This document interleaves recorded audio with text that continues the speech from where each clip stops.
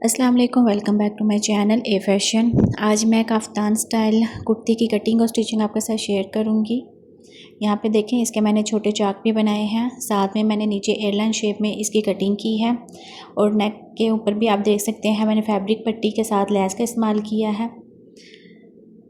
Linen के all over fabric के ऊपर मैंने इसको स्टिच किया है, जो कि काफ़ी ज़्यादा ट्रेंडिंग में ये कफ्तान चल रहा है। अगर आप सीखना चाहते हैं तो वीडियो को लास्ट तक देखिएगा। तो चलिए बनाना स्टार्ट करते हैं। सबसे पहले मैं फैब्रिक पट्टी रेडी करूँगी, जिसकी चौड़ाई 2 इंच है। 2 इंच से तकरीबन ये 2 पॉइंट कम ही है। अब इसको फोल्ड करने के बाद इसको स्टिच कर लेंगे इस तरह से। पट्टी के ऊपर जो सिलाई लगानी है वो बिल्कुल सीधी आपने लगानी है, कहीं से ये पट्टी कम या ज़्यादा नहीं होनी चाहिए। लंबाई में ये पट्टी काफ़ी ज़्यादा है, तकरीबन मैंने ये 6 पट्टियाँ ली हैं और इस तरह से नीडल के साथ और सुई धागे से मैं इसको गिरा लगाने के बाद इसे सीधी साइड के ऊपर पलटा लूँगी।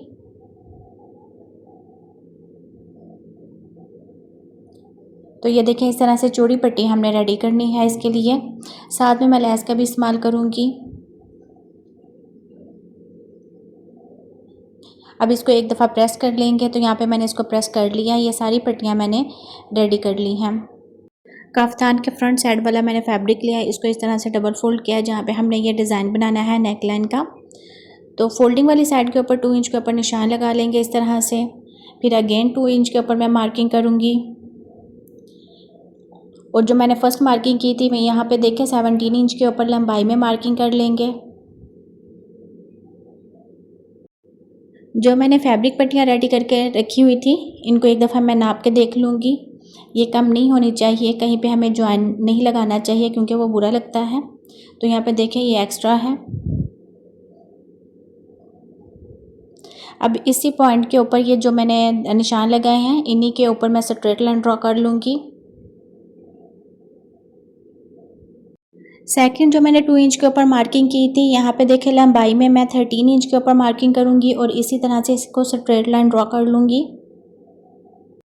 इस लाइन को इस तरह से चौकोर शेप में मैं ट्रेस कर लूँगी। जो बड़ी वाली लाइन है उसको ये क्रॉस करेगी। अभी मैं आपको डार्क करके भी दिखा देती हूँ। अब अगेन मैं 2 इंच के ऊपर मार्किंग करूँगी। नेक लाइन के लिए जो मार्किंग थी वो हमारी हो गई है। अब ये शोल्डर के लिए है। अगेन फिर से 2 इंच के ऊपर मार्किंग करेंगे। नीचे से भी हर लाइन का डिस्टेंस 2 इंच के ऊपर होना चाहिए। जैसे हम ऊपर से 2 इंच रख रहे हैं, इसी तरह नीचे से भी 2 इंच रखेंगे, तभी हमारी लाइन जो है वो स्ट्रेट होगी। अभी यहाँ पे देखें, जो थर्ड वाली लाइन है इसकी लंबाई मैंने 13 इंच रखी है और जो फोर्थ वाली लाइन है इसकी लंबाई मैंने 17 इंच रखी है। जिस तरह मैंने फर्स्ट लाइन की लंबाई रखी थी, सेम इसकी भी वही मैंने ली है और इसको चौकोर शेप में ट्रेस कर लेंगे। फोर्थ वाली लाइन है, ये थर्ड वाली लाइन को क्रॉस करके नीचे की तरफ जाएगी। तो यहाँ पे देखिए अभी आपको इसकी ट्रेसिंग शो हो रही है। इसी तरह हम इन पट्टियों को सेट करेंगे इसके ऊपर जो हमने ट्रेसिंग की है। अब दूसरी साइड के ऊपर किस तरह से आपने निशान लेके जाने हैं वो भी आप देख लें। सीजर के साथ फैब्रिक को दबाएंगे इस तरह से, तो दूसरी साइड के ऊपर हमें दबाव नज़र आएगा, वहाँ पे हम मार्किंग कर लेंगे। तो इनके जो कॉर्नर है वहाँ पे आपने सीजर से दबाना है, हर एक कॉर्नर के ऊपर इस तरह से, और फिर इसकी दूसरी साइड के ऊपर मार्किंग कर लेंगे।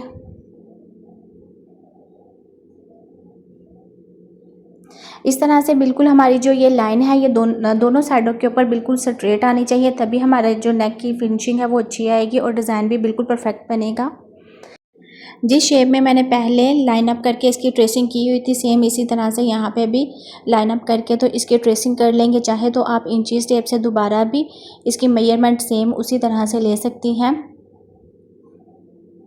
वीडियो को लास्ट तक देखिएगा। जब मैं फैब्रिक पट्टी का इस्तेमाल करूँगी ना, तो तब भी आपको इसके डिज़ाइन की बिल्कुल अच्छे से समझ आ जाएगी। तो यहाँ पे देखें हमारी तकरीबन जो ट्रेसिंग है वो मुकम्मल हो गई है।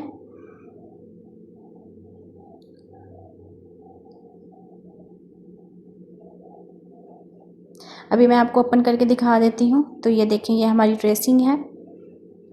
सबसे पहले मैं सेंटर के ऊपर जो मैंने नेक के लिए ट्रेसिंग की हुई थी, इसको पहले मैं स्टिच करूँगी। तो यहाँ पे देखें मैं फैब्रिक पट्टी को इस तरह से सेट कर रही हूँ। इसके कॉर्नर भी आपने सेट करने हैं, जिस तरह हम नॉर्मल दुपट्टे के कॉर्नर बनाते हैं वहाँ पे लेस लगाने के लिए।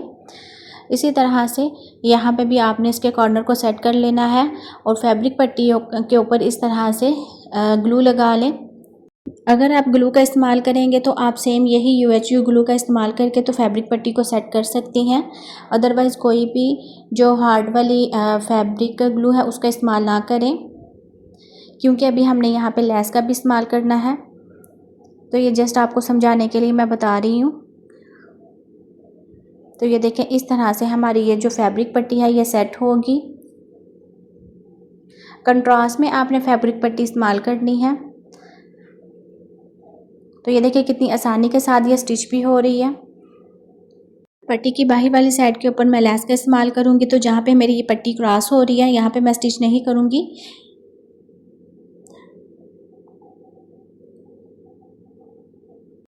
इस डिज़ाइन को बनाते वक्त आप बहुत बड़ी लेस का इस्तेमाल ना करें, इस तरह से छोटी लेस का इस्तेमाल करके तो इस डिज़ाइन को आप बनाएं। ज़्यादा आसानी के साथ आपका ये डिज़ाइन बनेगा। जो बड़ी लेस का अगर आप इस्तेमाल करेंगे ना तो आपके जो कॉर्नर है उनको सेट करने में मुश्किल होगी। तो यहाँ पे हमारी जो फर्स्ट वाली पट्टी है ये स्टिच हो गई है। अब मैं सेकंड वाली पट्टी को स्टिच करूँगी। तो ये देखें, इस तरह से एक साइड के ऊपर मैं इसको स्टिच करूँगी, दूसरी साइड के ऊपर लेस लगाएंगे। तो जब सेकंड वाली आपने पट्टी को स्टिच करना है, यहाँ पे आपने क्रॉसिंग वाली जो पट्टी क्रॉस हो रही है वहाँ पे आपने स्टिचिंग लगानी है।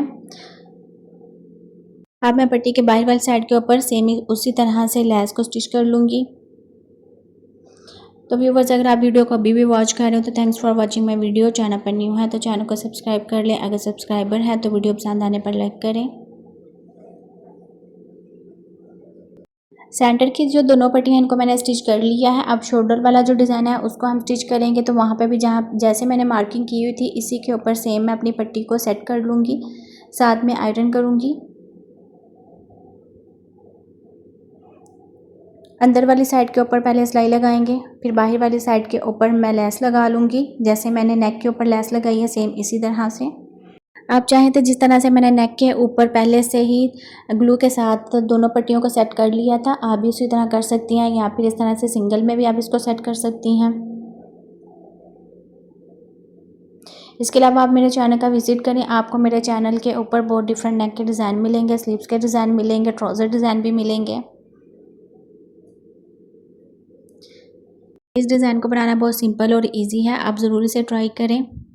मैंने काफ्तान कुर्ती के ऊपर इसको स्टिच कर रही हूँ, आप चाहें तो आप सिंपल कुर्ती के ऊपर भी इस डिज़ाइन को स्टिच कर सकती हैं। नेक की एक साइड के ऊपर मैंने इस डिज़ाइन को स्टिच कर लिया है, सेम इसी तरह से इसको नेक की दूसरी साइड के ऊपर भी स्टिच कर लेंगे।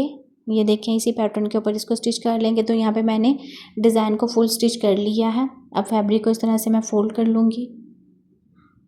कुर्ती की तिरे के लिए इस तरह से मैं तिरछी लाइन ड्रॉ करूँगी और नीचे से जहाँ से हमारी कमर स्टार्ट होती है वहाँ से इस तरह से मैं राउंड शेप में इसको मैंने ट्रेस कर लिया है। और साथ ही इसके स्लीव्स जो हैं वो इसी के साथ होते हैं, अलग से आपको स्टिच नहीं करने पड़ते। तो अभी ये देखें, ये सिंपल इसकी कटिंग है और नीचे से 8 लाइन शेप में इसकी कटिंग होती है।